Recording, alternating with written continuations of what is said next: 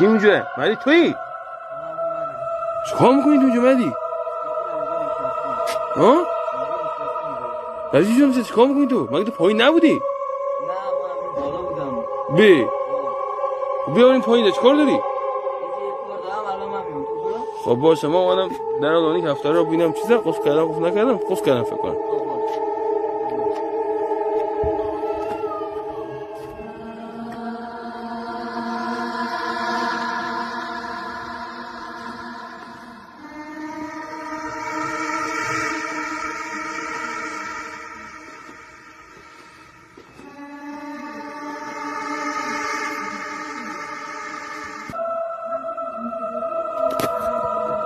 مهدی خانه ای مگه؟ بالا خانه نبودی؟ نه برم بالای خونه نیست. چیکار کنم؟ پس کی بود بالا خانه بود؟ عمو محسن بود؟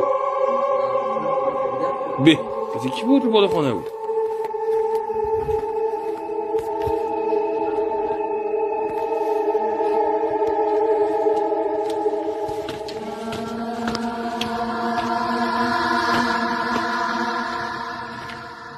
مهدی